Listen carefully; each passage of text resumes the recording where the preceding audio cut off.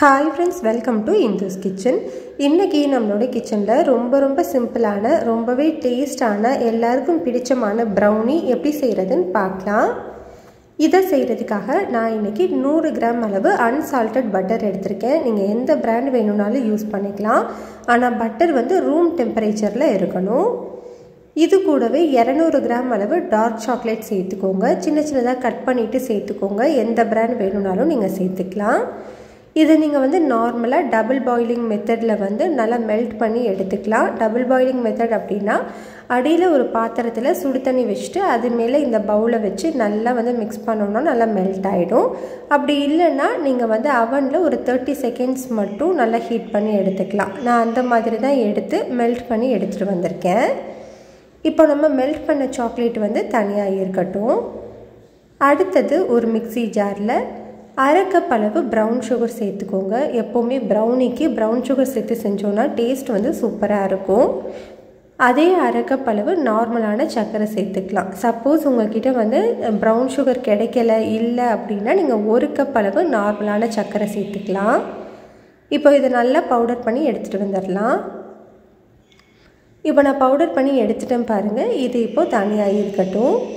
அடுத்து ஒரு பவுல்ல 3 முட்டை சேர்த்திருக்கேன். முட்டை வந்து ரூம் டெம்பரேச்சர்ல தான் இருக்கணும். சில்லுன்னுலாம் இருக்க கூடாது.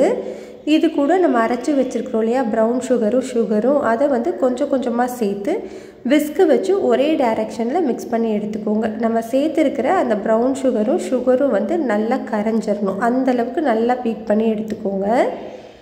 இப்போ பாருங்க இது நல்லாவே கரைஞ்சு வந்துருச்சு. இப்போ நமக்கு egg smell வந்து கம்ப்ளீட்டா போறதுக்காக இது கூட 1 டீஸ்பூன் அளவு வெனிலா எசன்ஸ் சேர்த்து அதையும் ஒரே டைரக்ஷன்ல mix பண்ணி விட்டுக்கோங்க. இப்படி பண்ணும்போது நமக்கு எக்கோட ஸ்மெல் வந்து கம்ப்ளீட்டா போய்டும். நல்லா இந்த மாதிரி mix பண்ணி எடுத்ததுக்கு அப்புறமா நம்ம ஏற்கனவே மெல்ட் பண்ணி வச்சிருக்க சாக்லேட் பட்டர் அது ரெண்டும் இருக்கு இல்லையா அத வந்து இந்த முட்டை கலவையோட சேர்த்து mix பண்ணிக்கோங்க.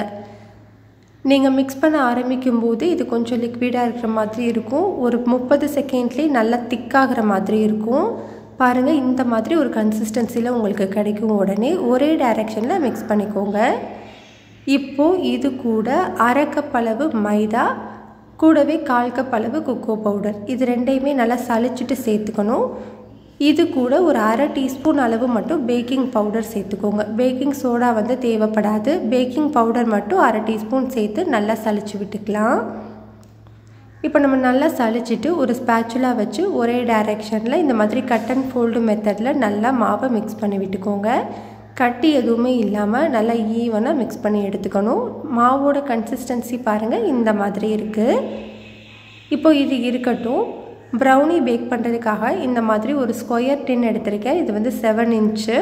இதுல வந்து நம்ம பட்டர் பேப்பர் போட்டுக்கலாம். பட்டர் பேப்பரை இந்த மாதிரி கட் பண்ணி எடுத்துக்கோங்க. அப்போதான் brownie வந்து நம்ம வெளியில எடுக்க ஈஸியா இருக்கும்.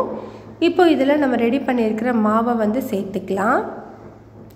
சேர்த்துட்டு இந்த மாதிரி லைட்டா டேப் பண்ணி விட்டுக்கோங்க. அப்போதான் ஏர் பபிள்ஸ் இருந்துச்சுன்னா கம்ப்ளீட்டா செட் ஆயிடும். இது மேல கொஞ்சமா பாதாம் சின்னதா கட் பண்ணதை சேர்த்துக்கலாம். உங்களுக்கு பிடிச்சமான நட்ஸ் எது வேணும்னாலும் சேர்த்துக்கலாம். அப்படி இல்லனா சாக்கோ சிப்ஸ் கூட நீங்க சேர்த்துக்கலாம். இப்போ நான் இத OTGல 180 டிகிரிக்கு 10 நிமிஷம் ப்ரீ ஹீட் பண்ணி வச்சிருக்கேன். அதே 180 டிகிரிக்கு 30 மினிட்ஸ் பேக் பண்ணி எடுத்துக்க போறேன். நீங்க வந்து நார்மலா நம்ம கடாயில வந்து கேக் எல்லாம் பேக் பண்ணுவோம் இல்லையா அதே மாதிரி கூட 35 நிமிஷம் வரைக்கும் நீங்க வந்து நல்லா பேக் பண்ணி எடுத்துக்கலாம். பேக் பண்ணி எடுத்ததுக்கு அப்புறமா இந்த மாதிரி ஒரு குச்சி வச்சு குத்தி பாருங்க. லைட்டா வந்து அந்த மாவு வந்து ஒட்டி இருக்கணும். இந்த மாதிரி தான் இருக்கணும். அப்போதான் brownie வந்து ஆறுனதுக்கு அப்புறமா நல்லா ஃபட்ஜியா சாஃப்ட்டா இருக்கும். கம்ப்ளீட்டா வேகணும்ங்கற அவசியம் கிடையாது. இது வந்து சுத்தமா ஆறணும். அட்லீஸ்ட் ஒரு 2 ல இருந்து 3 மணி நேரமாவது ஆற விடுங்க. நான் நைட் செஞ்சுட்டு மார்னிங் தான் வந்து இத நான் பிரிக்கிறேன். இத எடுத்துட்டு ஒரு கத்தி வச்சு சின்ன பீசஸா கட் பண்ணி எடுத்துக்கலாம்.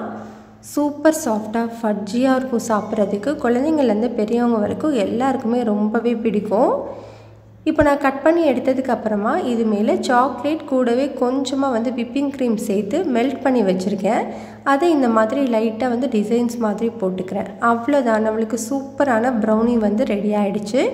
இந்த மாதிரி நீங்க ட்ரை பண்ணி பாருங்க. டேஸ்ட் சூப்பரா இருக்கும். இந்த நியூ இயருக்கு ட்ரை பண்ணி பாருங்க. ரெசிபி பிடிச்சிருந்தா லைக், ஷேர், சப்ஸ்கிரைப் பண்ணிக்கோங்க.